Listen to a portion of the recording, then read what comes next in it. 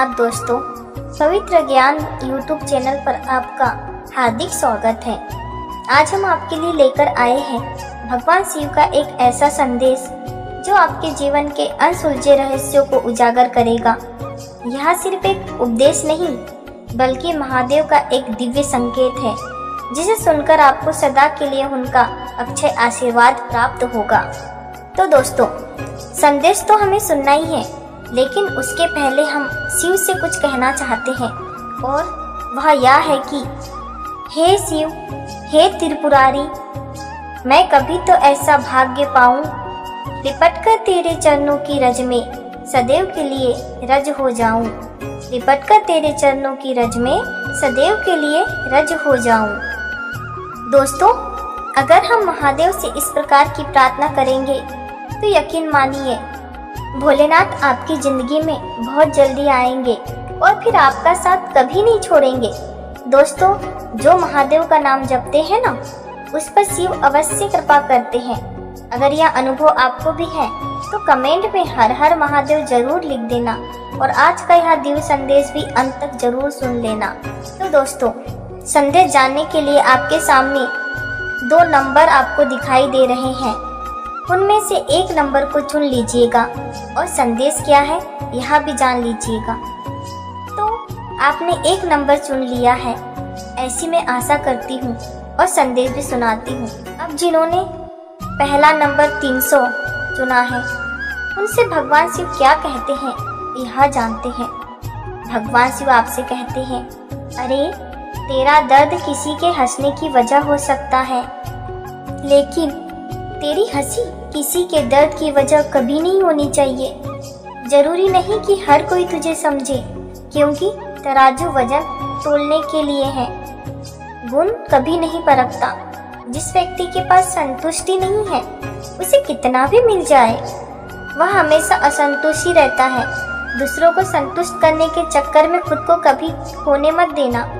जिस रिश्ते में तेरा होना या ना होना बराबर हो जाए ना, तब तेरा वहां से चले जाना, तब तेरा वहां ना होना ही बेहतर होता है। मैं तो उन्हीं व्यक्तियों को मुश्किल से आजमाता हूँ जिन पर मुझे जीतने का भरोसा होता है।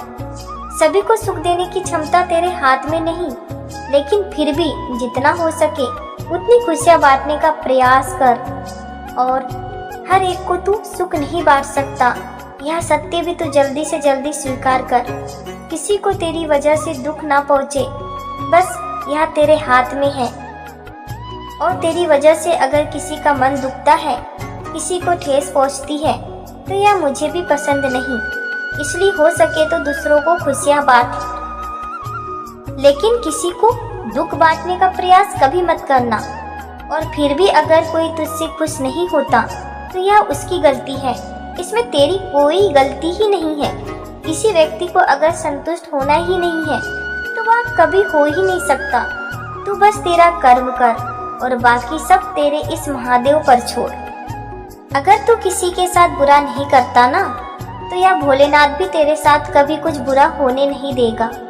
यह महादेव तेरे साथ रहेगा और हर वक्त तेरा साथ निभाएगा, हर वक्त तेरा साथ निभाएगा।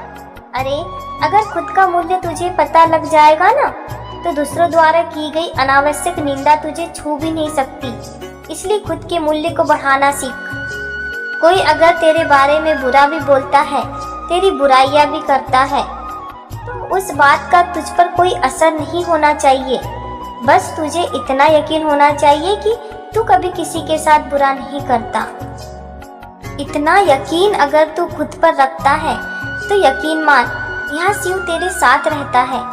रिश्तों की सिलाई अगर भावनाओं से होती है तो टूटना मुश्किल होता है, और अगर रिश्तों की सिलाई स्वार्थ से जुड़ी होती है तो टिकना मुश्किल होता है। मौन तो मानव की कमजोरी नहीं, यह तो उसका बड़प्पन होता है। इसलिए कुछ बातों का जवाब ना देना ही अच्छा है।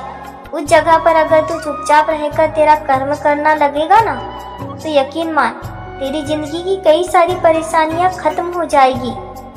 मोह कभी भी किसी से इतना ना कर कि बुराइयां छिप जाए, मोह कभी भी इतना किसी से ना कर कि बुराई छिप जाए, और घृणा किसी की भी इतनी ना कर कि अच्छाई दिखाई ना दे, अच्छाई कभी दिखाई ना दे।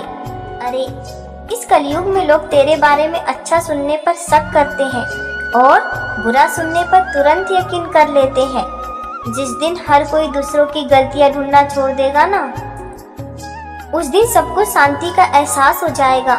लेकिन यह बातें हर एक की समझ में नहीं आती। यह बातें केवल वह जानता है जो शिव से जुड़ा रहता है।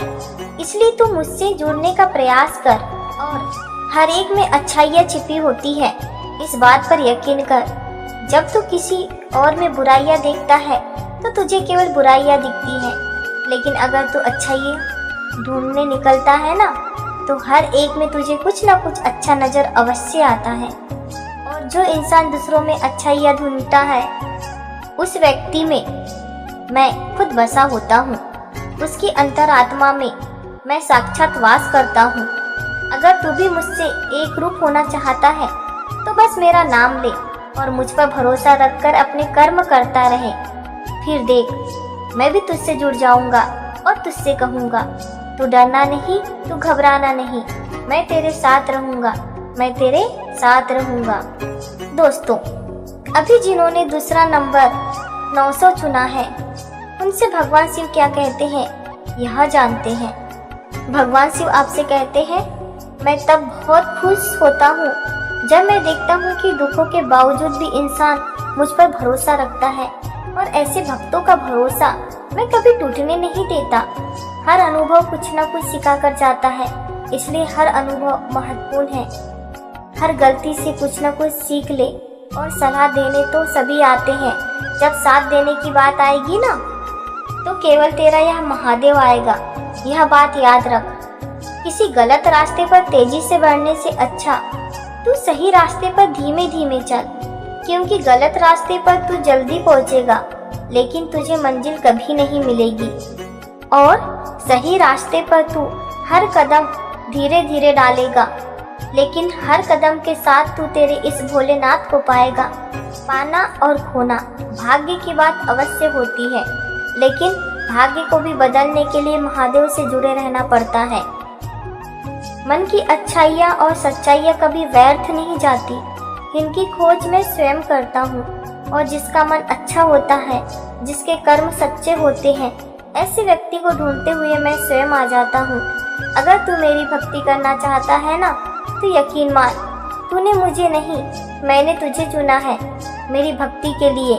इसलिए अगर तेरा मन भक्ति में लगता है तो अवश्य तू मेरा परम भक्त है। इसलिए मुझसे जुड़ने का प्रयास हमेशा करते रहना। जो भक्त मुझसे जुड़ने का प्रयास करता है, जो कर्म अच्छा रखता है, ऐसे व्यक्ति का साथ मैं कभी छोड़ता नहीं हूँ। ऐसे व्यक्ति को हर वक्त मैं एक बात कहता हूँ, तू डरना नहीं, तू घबराना नहीं, मैं हमेशा तेरे साथ रहूँगा, मैं हमेशा तेरे साथ रहूँगा। दोस्तों, भगवान शिव का आज का संदेश आपने सुना होगा। तो आज के संदेश के माध्यम से बहुत ही अनमोल सीख मिली है कि हमें केवल सुख दुख में महादेव पर ही भरोसा रखना है। भोलेनाथ ही हमारी हर एक मुश्किल को सुलझा सकते हैं, इस बात पर यकीन है। तो इस वीडियो को लाइक कीजिए, और अगर हमारे पवित्र ज्ञान दर्पण यूट्यूब चैनल पर आप पहली बार आए हैं तो चैनल को सब्सक्राइब भी अवश्य कीजिएगा। फिर मिलेंगे नए संदेश के साथ। तब तक के लिए बोलते रहिए जय भोलेनाथ, जय भोलेनाथ। धन्यवाद।